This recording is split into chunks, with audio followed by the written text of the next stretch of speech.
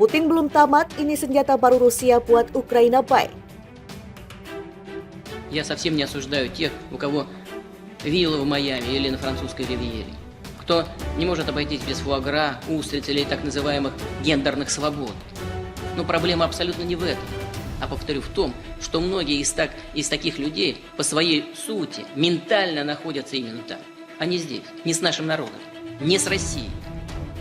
Это и есть, по их мнению, признак принадлежности к высшей касте, к высшей расе. Подобные люди готовы и мать родную продать, только бы им разрешили сидеть в прихожей у этой самой высшей касты. И они хотят быть похожими на нее, всячески подражая ей.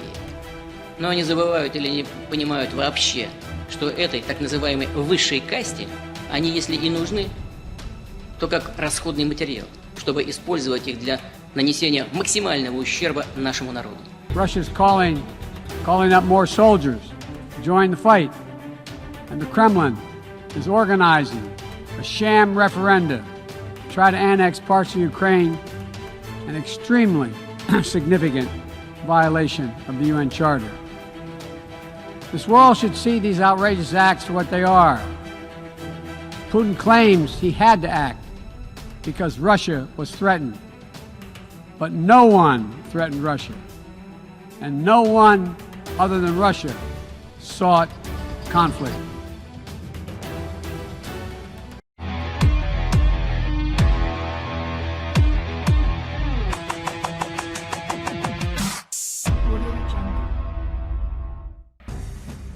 Berita kemenangan Ukraina di sejumlah wilayah yang dikuasai Rusia dibalas dengan senjata baru oleh pemerintah Presiden Vladimir Putin.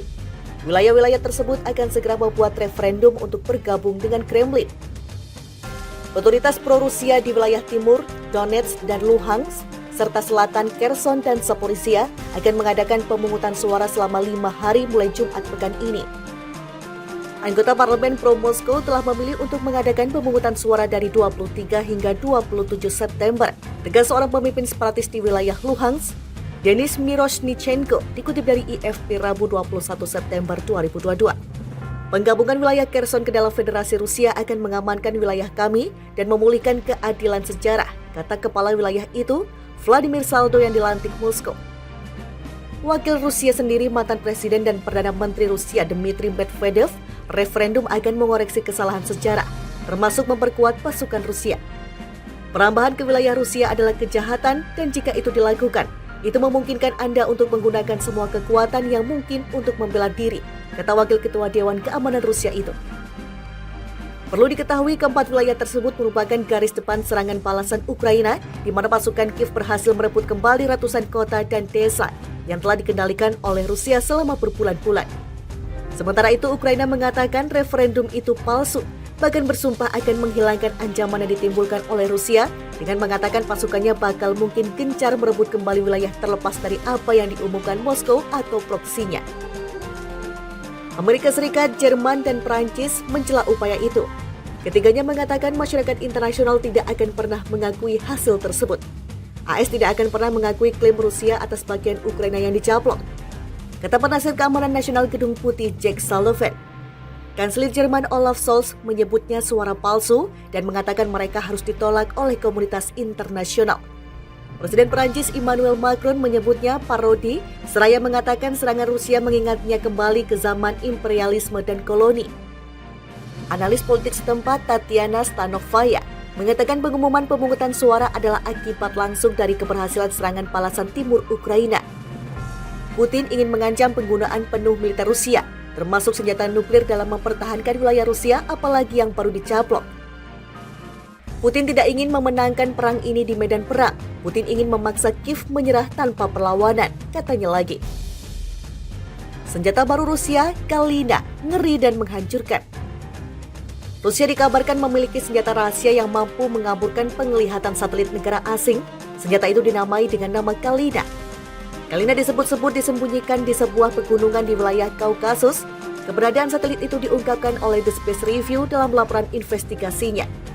Konstruksi proyek Kalina yang dimulai pada 2011 sedang berlangsung di Kompleks Pengawasan Ruang Angkasa Grona yang terletak di puncak Gunung Kapal. Tulis laporan itu seraya menjelaskan bahwa penemuan Kalina didapatkan dengan analis citra satelit terbaru dari Google Earth dan dokumen dari kontraktor industri Rusia. Konstruksi proyek Kalina yang dimulai pada 2011 sedang berlangsung di Kompleks Pengawasan Ruang Angkasa Krona yang terletak di puncak Gunung Chapal. Tulis laporan itu seraya menjelaskan bahwa penemuan Kalina didapatkan dengan analis citra satelit terbaru dari Google Earth dan dokumen dari kontraktor industri Rusia. Tujuan Kalina seperti yang tertulis dalam dokumen garansi bank dari Januari 2014 adalah menciptakan sistem untuk penekanan fungsional sistem elektrooptik satelit menggunakan laser. Kalina merupakan generasi baru sistem laser Rusia yang dikembangkan dalam beberapa tahun terakhir. Sistem ini mulai disuarakan oleh Presiden Rusia Vladimir Putin pada 2018 lalu dan diklaim dapat membulatkan satelit yang mengorbit dan menghancurkan drone. Kalina memiliki teleskop terbaru yang digunakan untuk mengarahkan sinar laser secara akurat ke satelit. Ia ditempatkan dalam bangunan khusus dan tahan dari gempa dan guncangan. Sinar laser diarahkan melalui cermin masuk dan teleskop melalui lubang di sisinya, lalu kemudian dipantulkan kembali. Ini kemudian juga dapat menghasilkan gambar objek yang ditargetkan oleh Kalina. Proyek Kalina sendiri sebenarnya telah mengalami beberapa penundaan akibat beberapa hal, salah satunya karena sanksi ekonomi yang diterapkan dunia barat pada 2014 lalu akibat aneksasi Moskow ke semenanjung Crimea. Rusia dikabarkan memiliki senjata rahasia yang mampu mengaburkan penglihatan satelit negara asing. Senjata itu dinamai dengan nama Kalina. Kalina disebut-sebut disembunyikan di sebuah pegunungan di wilayah Kaukasus. Keberadaan satelit itu diungkapkan oleh The Space Review dalam laporan investigasinya. Konstruksi proyek Kalina yang dimulai pada 2011 sedang berlangsung di Kompleks Pengawasan Ruang Angkasa Krona yang terletak di puncak Gunung Chapal. Tulis laporan itu seraya menjelaskan bahwa penemuan Kalina didapatkan dengan analis citra satelit terbaru dari Google Earth dan dokumen dari kontraktor industri Rusia. Konstruksi proyek Kalina yang dimulai pada 2011 sedang berlangsung di Kompleks Pengawasan Ruang Angkasa Krona yang terletak di puncak Gunung Chapal. Tulis laporan itu seraya menjelaskan bahwa penemuan Kalina didapatkan dengan analis citra satelit terbaru dari Google Earth dan dokumen dari kontraktor industri Rusia. Tujuan Kalina seperti yang tertulis dalam dokumen garansi bank dari Januari 2014 adalah menciptakan sistem untuk penekanan fungsional sistem elektrooptik satelit menggunakan laser. Kalina merupakan generasi baru sistem laser Rusia yang dikembangkan dalam beberapa tahun terakhir. Sistem ini mulai disuarakan oleh Presiden Rusia Vladimir Putin pada 2018 lalu dan diklaim dapat membulatkan satelit yang mengorbit dan menghancurkan drone. Kalina memiliki teleskop terbaru yang digunakan untuk mengarahkan sinar laser secara akurat ke satelit. Ia ditempatkan dalam bangunan khusus dan tahan dari gempa dan guncangan. Sinar laser diarahkan melalui cermin masuk dan teleskop melalui lubang di sisinya, lalu kemudian dipantulkan kembali. Ini kemudian juga dapat menghasilkan gambar objek yang ditargetkan oleh Kalina. Proyek Kalina sendiri sebenarnya telah mengalami beberapa penundaan akibat beberapa hal, salah satunya karena sanksi ekonomi yang diterapkan dunia barat pada 2014 lalu akibat aneksasi Moskow ke semenanjung Crimea.